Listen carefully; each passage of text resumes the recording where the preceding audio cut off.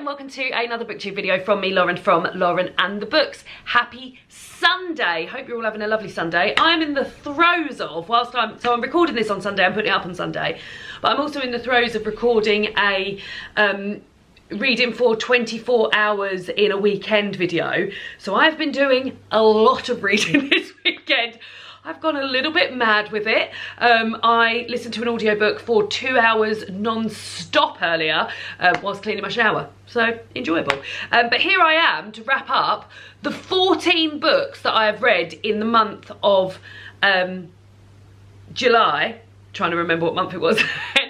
But also, I'm currently just over halfway through 2 more books, but as I'm in the throes of reading those for the rest of the day, I'm gonna mention those today as well and sort of wrap them up as far as I've read them. I will finish the books, they'll probably get finished today or tomorrow after I finish recording this, but yeah, I wanted just to get it all wrapped up. So 16 books. The stats out of those 16 books, 7 of those were my own, which is 44% of my reading for this month. 5 of them were audiobooks, which is 31% of my reading for this month. 3 of them were library books, which is 19% of my reading this month. And 1 of them I borrowed from my mate Emma, which is 6% of my reading this month. So overall, I've read 78 books so far this year. And 38 of those have been my own, which is 49% of my reading, which means that roughly half of my reading is coming like off my shelves and stuff like that. So pleased. 21 of those have been audiobooks, which is 27% of my reading. 17 of those have been library books, which is 22% of my reading. And 2 of those have been borrowed, which is 3% of my reading. Those are the stats. The books are, the first one, Malibu Rising by Taylor Jenkins Reid. Read this earlier this month for book club with my pals. This is a really good summer read, particularly now. For something to be a summer read, for me, it has to be in paperback. That sort of screams holiday or taking it with you in your bag, even if you're not going on holiday, just walking around with it in your bag. And luckily for you guys, this is out in paperback now. So I've got the hardcover. I very much enjoyed this, maybe even enjoyed it a little bit more than Daisy Jones and the Six. It really reminded me of Jackie Collins books. So when I was younger, I used to read a lot of Jackie Collins books because I could always get them like in charity shops and stuff. You don't see Jackie Collins books that much in charity shops anymore. Who's had them all? Where are they all? But yeah, so this follows the Reaver family, the siblings, and their father and mother's relationship, and it goes back to that time period, and it's also on the day leading up to a big party that they are throwing, a yearly party that they throw. And like I said, it really reminded me of Jackie Collins books with these sort of like this fabulous party that's going ahead and all these sort of like famous side characters and stuff like that. It read easily, and I don't think it's gonna sort of stay with me forever, but I certainly had a good time whilst I was reading it, and like I said, would recommend for a summer read. So there we go, Malibu Rising. Where should I go next with me Taylor Jenkins Reid reading? Because I've only read this and Daisy Jones and the Six. I own The 7 Husbands of Evelyn Hugo. Carrie Soto, that's another one. Carrie Soto is back. She's a character that appears in this. Yeah, and then the other stuff I haven't heard of. One True Loves, Maybe in Another Life, After I Do, Forever Interrupted. So there we go. Tell me where I should go next. Next up is Gwen and Art Are Not in Love by Lex Crouch. I took this away on my honeymoon with me. Started it on my honeymoon but finished it when I returned. A lovely little YA romance about these 2 characters here, Gwen and Art, who are betrothed to one another. But guys, as the title would suggest, they ain't in love, and they're actually got interests outside of this relationship. And yeah, great LGBTQ representation, and I really liked the sort of chat between all the characters. It really felt like they were like young people, and although it was set in the Middle Ages, they felt very like young people now but set in the Middle Ages, and it felt like fun and fresh because of that. Really also liked the happy ending, if I may mention that there was a happy ending. And yeah, I thought it was good fun, and I think youngsters would get a lot of good fun out of this. Next up was an audiobook. It was a reread for me. So it was Her Majesty's Royal Coven by Juno Dawson. I re-listened to this because the second book was out this month. More on that later. The audiobook of these, so I love these books by Juno Dawson. This new set of witchy books about modern witches living in Hebden Bridge in the UK and being in a coven and discovering themselves and finding out about their lives, and like the younger witches who are in their care and things like that. Love all of that very, very much, and loved reading about it. But the audiobook, which is read by Nicola Coughlan, her of Derry Girls and Bridgerton fame, and Barbie she was in as well, are amazing. Like, they're really, really good. And I think going forward, because I listened to the second one, I will always go to the audiobook first. My sister's currently listening to the first audiobook and I was like, you must listen, it was so good. But yeah, so this book is my fave, out of the two. My fave out of the two? I mean, both of them were so good. I'll talk about this one first and then we'll get on to the second. So the first book sets up this story of this sort of impending doom that's going to happen. Something really, really bad's going to happen. It's been foreseen. There's stuff about a sullied child and things like this. And it's all about the HMRC, who are already in recovery from a battle that happened I think about 10 years ago, and now coming together to sort of think about, like, are we going to have to battle again? What is this power that's coming to be? One thing I will say, and I don't really want to give any spoilers away because the spoilers are so epic, but if you just go for a second and then I'll call you back. So if you just turn your sound off now. Have you turned the sound off? Good. One thing I really respect Juno Dawson for doing is killing off two of the main characters in this first book. Like, that was such, when Helena died, when they killed Helena, I was like, I can't believe that has happened. And then when Neve dies as well, I just was absolutely shooketh. And I just thought that's such a brave decision to do, because I was really, really bonded with Neve. I really loved her a lot. So to go into that second book thinking no Neve and also no Helena, who's a very sort of like good, a great character, not a good person, but a great character. Yeah, amazing. Come back. So there we go. I've spoken about my spoilers, but yeah, absolutely amazing. If you're looking to get into a new series, please go here. HMRC is the first one, and we'll mention the second one, which I listened to a bit later on in the month. 5 stars, by the way, guys, 5 stars.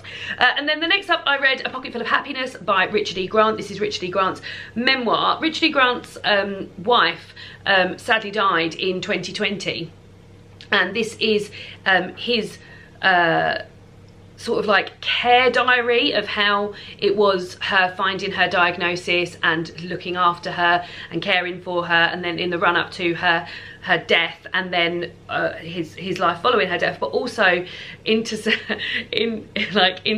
with how he ended up moving to the UK from Swaziland, how he ended up becoming an actor, how he met his wife, how he had his daughter, all the jobs he sort of had along the way, including Spice World, which was like exciting enough, isn't it? His daughter really wanted him to do the Spice World movie, and that was really, really fun to read that. But yeah, it was so sad in places and so happy in places, because the love that he has for his wife really has sort of gone on beyond her death. He still talks about her so fondly. I follow him on Instagram and he is so ponderous over like the absence of her and how he's having to sort of grow around that, and it's really like a big sort of like public display of grief I don't think I've ever seen before, and I really respect that in him, that he has done that. And like I say, although there's like such tragic bits, and obviously I was crying loads in it, I was also laughing loads and like smiling loads, because he's just so charming and warm and lovely. There is not a page goes by without name dropping someone, and I'm talking like big names. Elton John and Nigella Lawson and everyone. He's just name dropping everyone. I think his wife worked as a vocal coach and she worked with a lot of people. She was very, very revered within our industry, and so many people sort of like came together to help him and her when she was around. And yeah, it was warm, it was sad, terribly sad, but like I say, I was charmed by the whole thing. I really enjoyed it, and yeah, I would highly recommend, like I said, a sort of expression of grief I don't think I've ever read before. So yeah, amazing. And then I've got A Pocketful of that was A Pocketful of Happiness. This is Strong Female Character by Fern Brady. This is Fern Brady's memoir. Borrowed this off my friend Emma. I think David, do you want to read the Fern Brady memoir? What is it? It's a Fern Brady memoir. Oh, yes I do. I thought he did. Yeah, David's gonna borrow this after me. So I went into this having seen Fern Brady on Taskmaster and having really, really loved the series she was in and really, really loved her. found her very, very funny, sort of bluntly funny, and went into it knowing that she was autistic. But what I knew about autism before reading this, and even after reading this, was so little. Like, I literally know nothing, especially about being diagnosed as an autistic adult, an autistic female adult. And yeah, I found it so interesting and enlightening, and so honest. Like, her the relationship she has with the people around her, and how those relationships have been formed, have been moulded by having to cope with her autism. And yeah, it was really honest. Like, she hasn't particularly had like the best relationship with her mum and dad, and she really doesn't shy away from that in here. And she's really honest about the things that her partner has to do in order to sort of calm her down sometimes. And yeah, I found it really, I mean, I keep using the word honest, but I really did find it very honest, but also very funny. She is bluntly funny in this. But what I will say is that it's also shocking. Some of the stuff that Fern has been through, been subjected to, and some of the things she's done were really like shocking to me. I wasn't expecting that at all. But as a whole, I very much enjoyed this and thought it was really enlightening. She's also really done her research with regards to, well, I mean, of course she has, but she's really done her research with regards to autism, and there's so many sort of like, there's so much further reading that could go on from off the back of this. But yeah, I thought it was great. Really highly enjoyed piece of work. Then I read The Second Sight of Zachary, Cloudsley. I'm really pulling these in. There's a YouTuber I watch who explains how to play board games, and whenever he gets them, he sort of like twists them around. I feel like that person doing this. The Second Sight of Zachary Cloudsley by Sean Lusk, a historical fiction book about a journey that Zachary Cloudsley and his father go on, a separate journey. So it's all in here about, there's some beautiful description about clockmaking. Zachary Cloudsley's father is an inventor, and he has like an amazing mind and is able to make these amazing sort of machines and things like that. And following an accident, Zachary Cloudsley's father, whose name I should really work out what it is rather than just name it. Oh, what is his father's name? What is his father's name?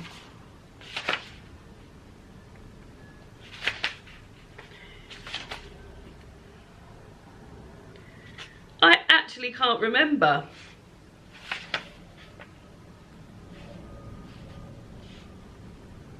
Abel, thank you. That took a long time. Yeah, so after following an accident which hurts, results in an injury for Zachary, Abel decides to move a long way away, and then the journey that Abel goes on, and then the journey that Zachary goes on to be reunited with his father. It's all sort of like this adventure sort of tale, and I enjoyed it. I thought it was very readable. This was one of the books that is in the Sarah Cox Between the Covers recommendation. So yeah, as always, like those books lend to a lot of discussion and a lot of like, oh, I really like this bit and I really like that bit. And what I really liked in here was the LGBTQ representation in here, because guys, those people were still around in the 1700s, so very much enjoyed that. But yes, and the front cover, I mean, I know authors don't often have a lot to do with the front covers of their books, but this is like all of the little aspects really link in, and it's just so beautifully done, and whichever way you look at it, there's like more to look at and more to enjoy. Very good front cover. Then next up is the second Juno Dawson book in the series. This is called The Shadow Cabinet, and like I said, had a lovely time with this as well. When you go into the sequel of a book that you've already really loved the first, there's always a bit of a fear there, isn't there, that is it going to be as good, is it going to live up to, and having literally, I stopped listening to the first one and then started listening to this one, which was a real treat, and it got me so, like, re-listening to the first one got me so pumped, ready for this one, and this one absolutely delivers as well. So you're hearing from a new character this time, who has been referenced to in the first book, but you really get to know that person in this second book. And yeah, it was full of, again, twists and turns, and like I said, the first one ended on an absolute cliffhanger. This one ends on an absolute cliffhanger too, and you just get to know these bunch of modern witches a lot more, and what makes them tick, and their history, and more sort of like world building It's a really great series. I would highly recommend, honestly. Thought this was amazing. Another 5-starer for me. Next up was a library book, a non-fiction library book called Friendaholic, Confessions of a Friendship Addict by Elizabeth Day. I read this, I started reading this in a Friday reading vlog, and I talk about it a lot in there, so I will link that video down below. But yeah, if anyone is aware of Elizabeth Day, she's an author and a journalist. She's got a podcast, very famous podcast called How to Fail, and she's so sort of eloquent, and like her language use is so beautiful, and she's so sort of respectful of the person she's interviewing and the way she speaks to them. When I was reading this, all I could, like, her voice shines through is what I'm trying to say here. Like, it really felt like this was a massive long episode of her podcast, which I very much enjoy listening to anyway. And it really got me thinking about friendships and about current friendships I have, friendships I've had in the past that are long, that have got a lot of longevity in them, that are still happening now, friendships that came to a sort of natural end. And yeah, I thought it was really interesting and a great piece of non-fiction writing. I find that there's not all that much stuff out there about friendships. Like, I've read books like this before about love, and then within those books there's maybe been like a little section about platonic love, but this was like everything I wanted to read about friendships. And Elizabeth really is reflecting on a lot of the friendships she's had. She sort of, I mean, this book, the title, Friendaholic, she's been very into sort of gathering friends over the years. And she reflects on that and what these friendships have brought her, and then looks at her older friendships and what the sort of like constants have been and stuff like that. And I really enjoyed it. I really loved it. I gave it 4.5 stars. Found it fantastic. Then next up, I read Too Much by Tom Allen. This is the second memoir by Tom Allen I've read this month. I think this year, I read Tom Allen's first memoir, which I can't remember what it was called, No Shame, in January. And yeah, I really enjoyed this one as well. So Tom Allen's, who is a comedian in the UK, his father died quite unexpectedly during a train journey, and this book is sort of reflections on that. Each chapter starts with like a little thing that Tom's dad used to say. So like, you can never have too much love. If you can't improve on the silence, keep your mouth shut. Next to Elton John, I'm a pauper, but next to a pauper, I'm Elton John. Like, these sort of things. And then goes into like little stories about his dad and about his life and stuff like that. And I thought it was lovely, really nicely done, and a sort of joy. Would recommend. Very much enjoyed. Very much enjoyed. Next up was an audiobook that I listened to, got it out from Libby, and that's Metronome by Tom Watson. Another recommendation from between the covers. God, I was absolutely gripped by this, guys. It was a really great listen, and I imagine a really great read as well. I'm really off centre, really off centre. And this is about a couple, Whitney and Ada, I think her name was, who are living on an island. You know that they're there because they've committed a crime. You don't find out what that crime is until later on in the book. And they've had to make a living on this island, and you know that they're serving a sentence of 12 years.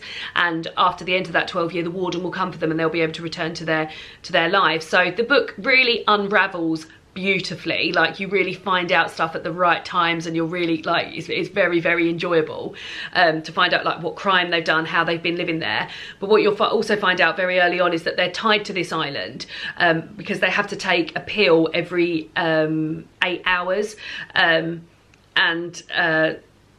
that's very sort of like, so they can go and explore the island, but they're never going to get further than 4 hours away because they know they need to get back to this this pill machine in their house. But yeah, like I said, it unravels brilliantly, and I was pleased with the way, because quite often with these books, when there's such sort of like mystery involved around them, and I was like, every little bit I listened to, I was like, oh God, well, what does that mean and what does that mean?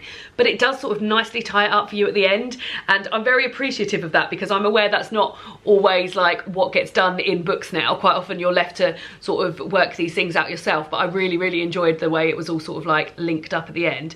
And yeah, I would recommend this. This would be a great summer read as well, because it's very gripping, Next up was The Light Years by Elizabeth Jane Howard. This is the reason you're getting this video a little bit later on in the day on Sunday, because we're discussing this for Patreon Book Club tonight. And I always make sure that the reviews for these for the books that we read in Patreon Book Club goes up after Patreon Book Club, so that it's fresh. if you would like to join Patreon Book Club, we're reading Crooked House by Agatha Christie in August. I always link everything down below if you'd like to go and join us. But yeah, this was the book that we read for July. In July, we always read a big book because it's the summer holidays and people might have a little bit more time on their hands. And yeah, this was the book that we picked. Now, this is the first book in the series of the... I've been saying Cloudsley Chronicles, but I've also listened to a couple of podcasts this month about Elizabeth Jane Howard, and sometimes they say Cloudsley and sometimes they say Cazalet. I will continue to say Cloudsley, but I'm aware some people say Cazalet as well. And in the Elizabeth Jane Howard bit of her speaking, she said I think she said Cloudsley. I'm sure she said Cloudsley. But anyway, this is the first in the series. It's set in the summer in the Sussex countryside where the Cloudsley family are reuniting. There's 3 brothers and a sister, and they're coming back with their children to spend time at their family home. And you're hearing little tiny excerpts of their lives, like the whole way through. There's very little in the way of chapters, but there's lots of like sort of passages you can see which are all separated by these little bits here. So you'll find out, you'll read a little bit about the sister Rachel, and then you'll find out a little bit about Zoe, who is the youngest brother's new wife, and then you'll read a little bit about Hugh's daughter and things like that. And it really does keep it so choppy, and I loved that writing style, the way I was like, oh god, well that's ended on like finding out what's going to happen with, like that's Clary's little 2 pages. Now we've gone to this person. I need to find out what's going to happen with Clary. And I really loved it. It felt a lot like Downton Abbey. A lot of people were saying to me there's a lot like Downton Abbey.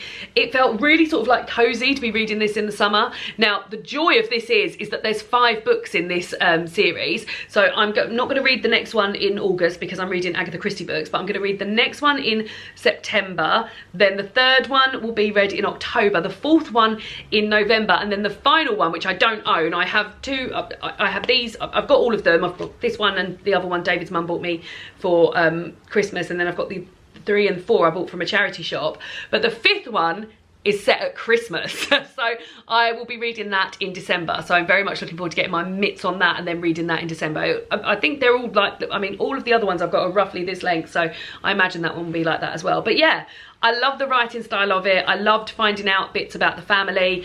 I thought it was so expertly done because, like I said, you're only ever getting like really short little bits about the characters, and maybe sometimes the characters from the other character's point of view, but you really get to know these guys. And something I will say is that I think Elizabeth Jane Howard writes children so well, and the interactions they have with each other, it really did feel like I was sort of like a fly on the wall type situation with all of the characters, but particularly with the children. I thought that it was really well done. So it sort of had everything in it for me. It sort of like feels a little bit like a coming of age novel, it feels like a modern classic, it feels like a family saga. There's just so much in here to love, and I really did love it all.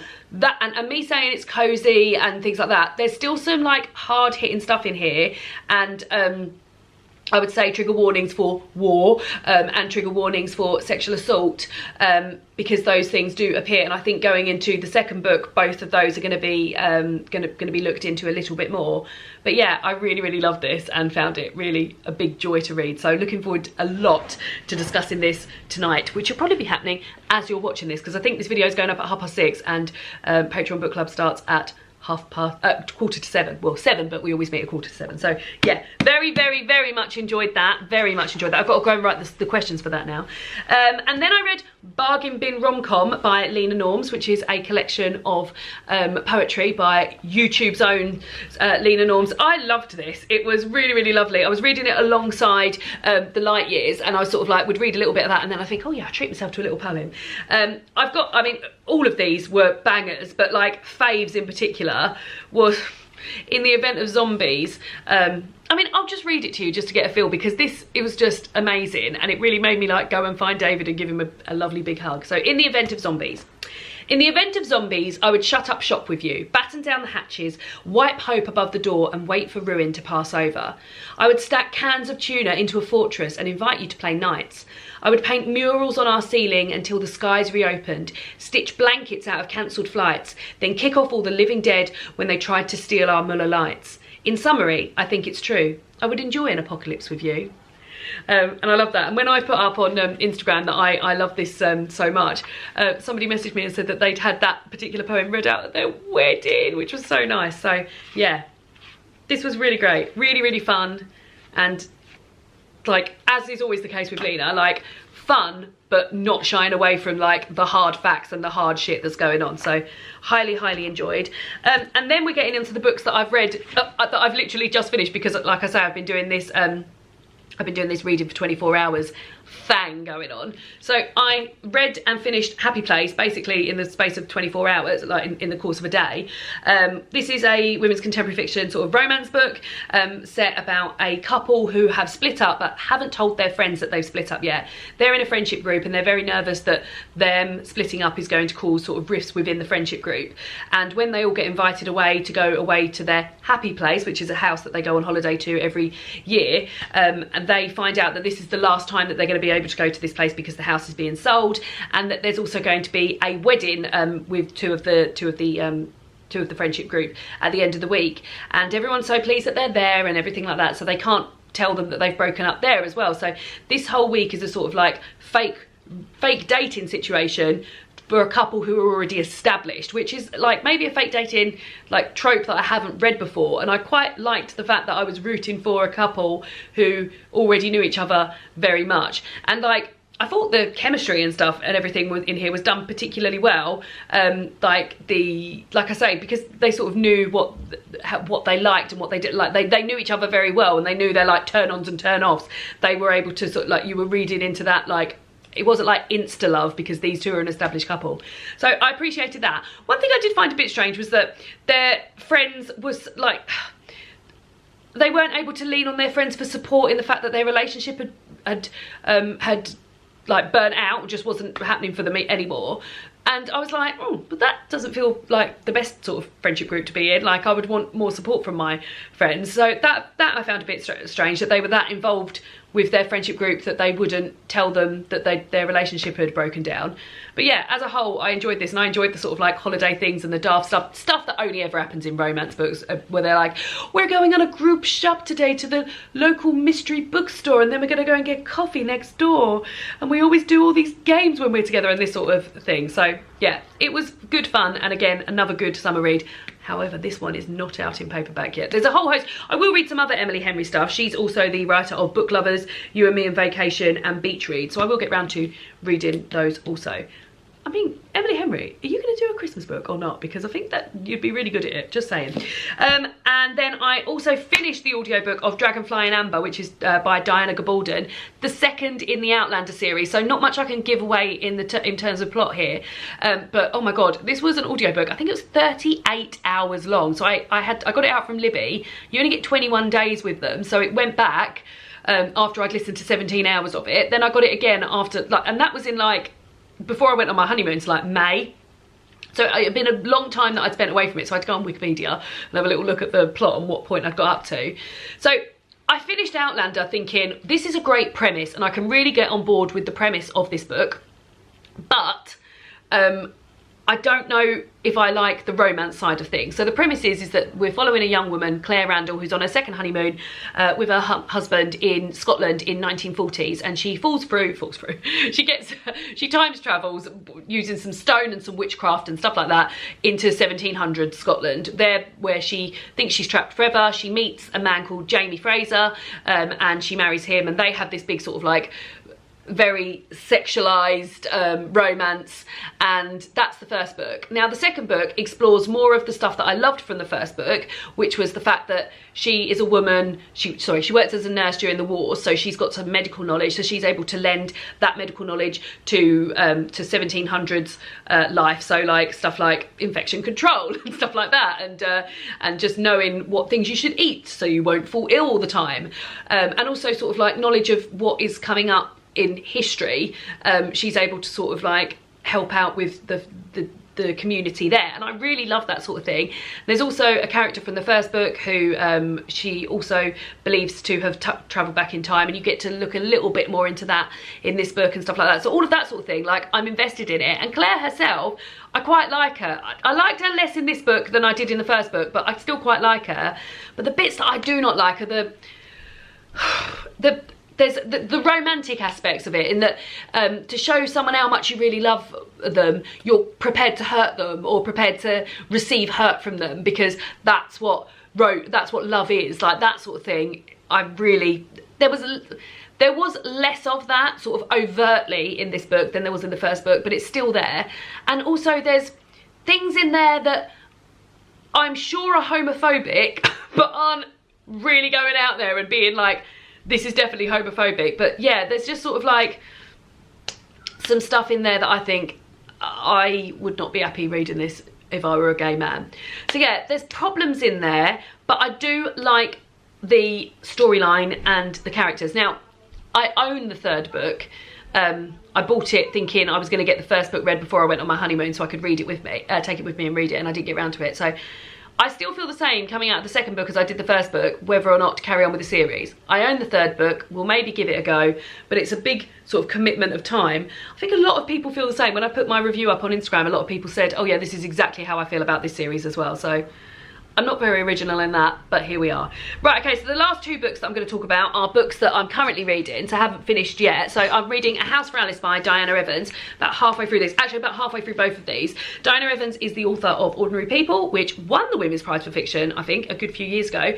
And this I'm very much enjoying. So we're following, so it starts, it reminds me, and I've mentioned this in the reading vlog, which is coming up, it reminds me a lot about Of People Person by Candice Carty-Williams, where you're sort of following a family who are all linked by this one father, and this starts with the death of the father figure following a fire in his house. Now, on that same day, Grenfell happened. So if you're not familiar with Grenfell, it's a tower block in London which burnt down due to well, ill repair and some cladding that they put up there to make it more sightly for the people who live in like Kensington and things like that, which just absolutely burned the place down. And then there was no sort of escape routes for these people, and it was horrific and tragic. And following on for that, the Prime Minister at the time promised the people that lived there lots of reparations and stuff like that. That money never fucking came about and stuff like that. So yeah, so we're reading about this, and that when that happened, and even now, it was very big in the news, and that's the case with what we're following now. And we're following the death of this father who didn't die in a fire at Grenfell. So when they're saying, oh, like my father died in a fire on this day, they automatically assume that he died in Grenfell, and the family have to be like, no, that's not what happened, and like sort of like belittling. They feel like they're belittling his death a bit by being like, no, it was another fire. But yeah, so we're also finding out about his widow, who he was sort of estranged from anyway. She wants to return to Nigeria and build a house for herself. Her name is Alice. That's where the book title comes from, A House for Alice. But yeah, I'm very much enjoying it. I enjoy this sort of like family saga aspects of like going into, in the same way that I enjoyed Light Years actually, going and finding out about a character who seemingly at the beginning you think is a minor character, and then they've got a whole big chapter about going to look for their daughter in Paris and stuff like that. I think it's written brilliantly, and I'm very much enjoying it. And then I'm also listening to an audiobook, and like I said, I've listened to this, so this is the most I've ever listened to an audiobook in one day, I would think. I've listened to 6 hours and 35 minutes of How to Disappear by Gillian McAllister, and this is a book about a girl going into witness protection following seeing a murder, and then it's about the decision of the family having to go into witness protection, who's going to go into witness protection, they're never going to see their family again, and then looking into that a little bit. So I'm halfway through, and stuff is like happened already, so I'm wondering where it's leading to, but I am very much enjoying it. Now, if this doesn't finish, if I don't get this done either today or tomorrow, this will be a great one to go into August with, because it's a mystery like Agatha Christie books. So yeah, there we go. The 16 books that I've read in the month of July. Bloody good reading month actually in July. Very much. Very, very good reading month. Let me know what books you read in the month of July. Let me know if you've read any of these books. And I'll see you all again soon for another booktube video.